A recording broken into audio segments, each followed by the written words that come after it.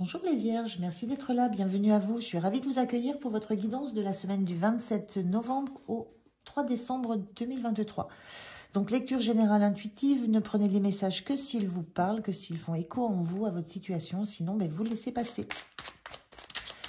Alors, je commence par un premier message du petit oracle du tarot pour voir l'énergie qui vous accompagne sur la semaine. Je continue avec le tarot Grand Luxe pour la situation.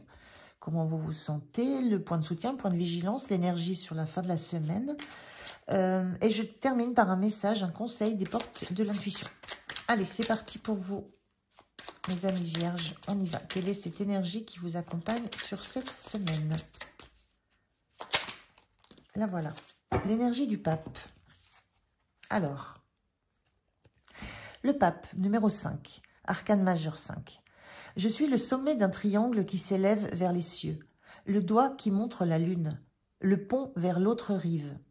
Je suis aussi la base du triangle, le voyageur qui doute avant de s'engager sur le pont, le regard qui hésite entre doigt et lune, le maître véritable est toujours un disciple. Alors dans la notion du pape, le pape c'est celui qui a la sagesse, qui a le savoir, qui a l'expérience, qui a une longue vie et qui est en capacité d'apporter de parler de son expérience aux autres. Il apporte pas son... Enfin, il donne un aperçu de son expérience, mais il donne des clés et les disciples s'en saisissent ou pas. Et il y a cette notion de quelqu'un qui peut montrer le chemin, qui est un pont, qui est un pont entre le côté très terre à terre et le côté peut-être un peu plus spirituel. Il y a cette notion-là d'apporter un regard aussi, un regard nouveau sur une situation. Donc il y a ces notions-là. Le pape, il a une fonction d'enseignement dans cette énergie, d'enseigner un peu pas d'enseigner la vie, mais d'enseigner que chaque période de vie est une expérience qui va nourrir la suite de l'existence. Donc il y a une énergie comme ça sur votre semaine où vous avez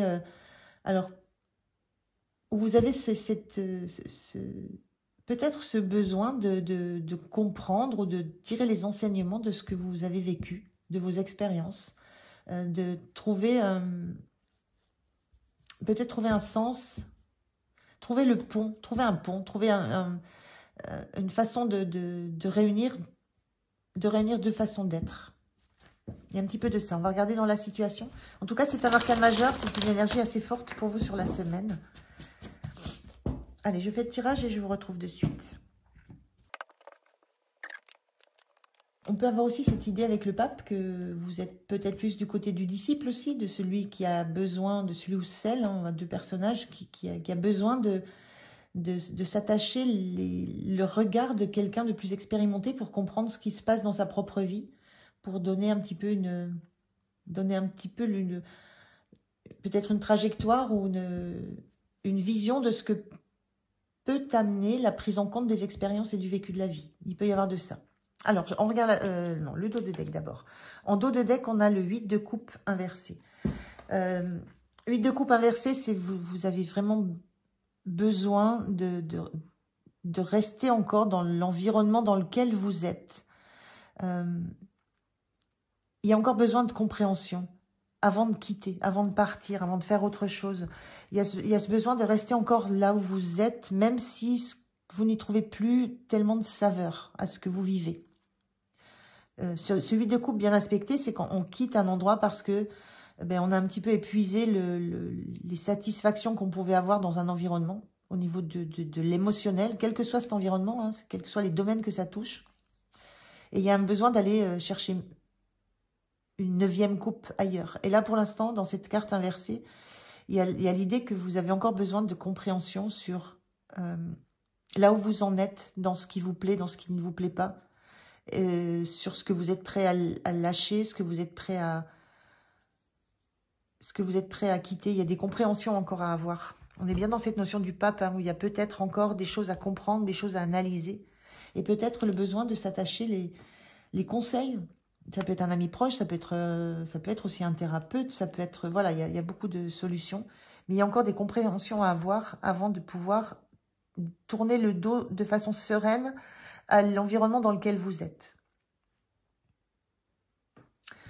Alors, la situation, on a le 4 d'épée. On est bien dans une phase de repos. Un 9 de bâton. Et on a le 4 de coupe inversé. Oui, on est bien dans ces énergies-là. Parce que le 4 d'épée, c'est le repos du guerrier. On a besoin de prendre du temps pour comprendre, analyser. Souvent, le 4 d'épée vient après le 3 d'épée qui parle d'une blessure, de quelque chose qui a pu faire mal.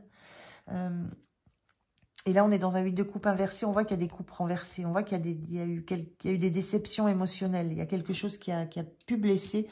Et il y a cette énergie d'avoir besoin de se poser, de se reposer pour réfléchir, analyser, comprendre et se remettre, se rétablir, se remettre d'aplomb. Il y a une notion de guérison dans le 4 d'épée. Et en même temps, avec ce 9 de bâton, on sent un épuisement.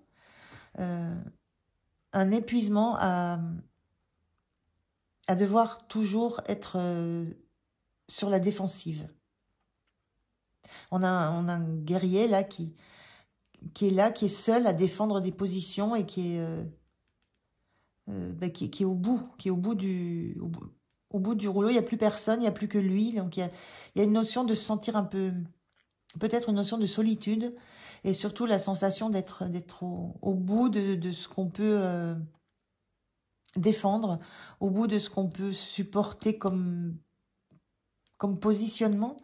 Là, c'est vraiment des résistances. Il y a une notion de résister, alors qu'on voit bien qu'il y a, voilà, le feu, tout ce qui va venir détruire ces protections arrive. Donc, il y a une notion d'être au bout du bout de ce qui est à protéger, de cette posture de protection. Et un besoin de se reposer et de comprendre ce qui se passe et d'analyser. D'analyser peut-être pourquoi il y a ce besoin si prégnant de rester sur une volonté de se protéger de ce qui peut arriver. Et ce qui arrive, on voit, alors ça peut être du feu, donc du feu, de la passion. On est dans ça, dans les bâtons, hein, de la créativité, du feu, de la passion. En tout cas, c'est chaleureux. Et ça... Alors, ça peut aussi tout détruire sur son passage, et ça peut aussi détruire les résistances qui ont été érigées quand on est au 9e bâton de résistance et qu'on a... C'est lourd, ça fait longtemps qu'on se protège, qu'on se barricade. Donc, il y a une notion là vraiment de réfléchir, d'analyser, de comprendre, de se poser pour ça, de comprendre de quoi il faut se guérir et pourquoi il y a cette posture de protection tellement forte, mais tellement fatigante, tellement usante. Et avec ce 4 de coupe inversé, il y a la notion de même plus réussir à rêver. Le 4 de coupe, on a 3 coupes et on rêve à une 4e, on se projette, on a de l'espoir. Et là, il y a une notion de même plus avoir d'espoir, d'avoir de la joie. La coupe, c'est ce qui procure de la joie, quelle que soit l'origine de cette joie, quel que soit le domaine que ça touche. Et là, il y a cette notion de ne plus réussir à être en joie, de ne plus réussir à projeter un espoir vers quelque chose qui peut réveiller le cœur. Il n'est pas facile, votre tirage les vierges, là, sur cette semaine. Mais on sent la fin d'un cycle. Le 9 de bâton, on est sur une fin de cycle. Sur quelque chose qui commence à être vraiment très, très lourd. Alors, comment vous vous sentez? Oui, 9 d'épée. Alors, on est sur une fin de cycle aussi avec le 9 d'épée, mais le 9 d'épée, c'est quand on est hanté. Sur cette carte-là, ça se représente bien. On est hanté par des peurs, on est hanté par des doutes, on est hanté par des questionnements. Ça coupe le sommeil. Et il y a une envie de quitter cette ambiance un petit peu morose où on est assailli par les souvenirs, c'est beaucoup de souvenirs, des rêves, les souvenirs de trahison qu'on a pu vivre, de pertes qu'on a pu vivre, de douleurs qu'on a pu subir. On voit bien ici qu'on a besoin de récupérer dans une idée de guérison pour ce chevalier. Sur l'image, on ne le voit pas tellement bien, mais il récupère et c'est pour sauter à nouveau sur son cheval et repartir en bataille, c'est-à-dire pour être en pleine forme, guéri. Là, ce 9 d'épée, il y a vous êtes dans cette phase où vous vous sentez encore pris par tout ce que vous avez subi dans votre histoire, dans votre passé, et qui vous a fait mal. Et ça remonte, ça remonte. D'où cette notion-là, je parlais de peut-être thérapeute, mais je parlais surtout de comprendre le passé, de comprendre d'où viennent ces peurs, d'où viennent ces angoisses, à quoi elles sont reliées. Alors, votre point de soutien, on a le fou inversé. Votre point de soutien, c'est que vous savez que vous allez prendre un nouveau départ, mais que ce n'est pas le moment. Il y a comme cette notion de ce grand personnage fou qui regarde le plus jeune s'élancer, et lui, il tient un bâton par contre. Il y a encore un bâton là. Il y a encore un bâton. Il y a cette idée de dire, c'est comme s'il regardait ce qu'il a envie de faire et qu'il ne peut pas encore faire. Ce qui vous soutient, c'est que vous savez que vous allez entamer une autre étape, que vous allez quitter un cycle. Et je vous disais, 9 de bâton, 9 d'épée, on est dans des fins de cycle. Pas les plus faciles, hein, ce sont les deux. Les épées, les bâtons, ce sont les cycles où les fins sont les plus difficiles. Donc vous allez quitter un cycle qui est très difficile physiquement, épuisant physiquement et épuisant moralement et mentalement. Donc, mais vous êtes sur cette fin de cycle, donc c'est quand même compliqué. Mais vous savez que vous allez, ce qui vous soutient, c'est que vous savez que vous allez prendre un nouveau départ, que ce n'est que partie remise. C'est pas le moment, mais il y a cette énergie du fou qui vous habite, c'est-à-dire de commencer quelque chose de complètement nouveau. Retrouver des rêves, retrouver de l'envie. Mais de l'envie pour des choses qui vous font vibrer, qui vous font du bien, qui ne vous mettent pas dans une position de douleur, qui ne vous font pas remonter des peurs, qui ne vous obligent pas à vous cacher derrière derrière des barrières là, que vous avez érigées entre vous et vous et ce qui vient vers vous. Vous et cette notion de passion, de feu qui arrive vers vous. Le point de vigilance, la force inversée. Alors la force, c'est la notion de maîtriser, déjà d'avoir de la force. Donc moi ce que je ressens là, c'est le point de vigilance, ne surestimez pas vos forces. Vous allez peut-être avoir besoin de beaucoup d'énergie et peut-être plus que ce que vous n'en avez en ce moment. Avec cette fatigue mentale et cette fatigue physique, cette usure. Il y a une usure avec un 9. Quand on est à la fin d'un cycle, on est dans l'usure. On a beaucoup subi dans le bâton et dans l'épée. Donc le point de vigilance, c'est ne surestimez pas vos forces, autant physiques, avec cette notion du lion, que mentale, avec cette notion de cette femme. Donc faites attention à vos ressources, à vos énergies, à ce que vous... Et attention au contrôle que vous pourriez perdre par rapport à l'énergie qui va déborder de vous. La force, elle est dans le contrôle parfait de son énergie interne. Et sa vraie force réside justement dans le fait de la maîtrise qu'elle a, de son côté très animal, de ce côté très yang, très vif. Donc là, le point de vigilance, c'est attention à ne pas perdre la maîtrise de tout ce qui pourrait vous déborder par un moment, parce que beaucoup, ça fait beaucoup. Donc attention à vos ressources, attention à vos forces, à vos énergies. Ouf. Alors, on finit la semaine, pareil, avec un 9. Je dis ouf parce que j'ai vu 9. Hein. L'ermite, c'est une belle carte. Pour finir la semaine, c'est une très belle carte.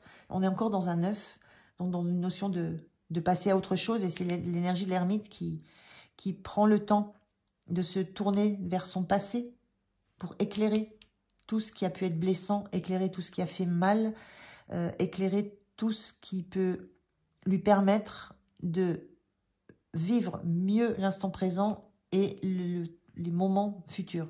C'est une carte très très positive dans votre situation, parce qu'on parlait du pape qui a besoin de comprendre les choses, qui a besoin qui a cette sagesse de l'expérience. L'ermite, c'est celui qui va acquérir cette sagesse de l'expérience, parce qu'il va avoir le cran, la force, donc vous avez cette force, le cran et la force d'aller éclairer ce qui ne va pas dans le passé pour ce qu'il est en train de vivre, et ce qui a été compliqué, ce qui a été difficile, pourquoi il y a ces barrières, pourquoi il y a ces protections, pourquoi il y a ces barricades, Et pourquoi il y a ces peurs et voilà, d'où viennent ces trahisons et quelles sont les incidences sur le moment présent. Donc, très très belle énergie de l'ermite pour terminer la semaine, pour vous les vierges. Mais c'est très challengeant, hein, enfin, la période est difficile. La période est compliquée.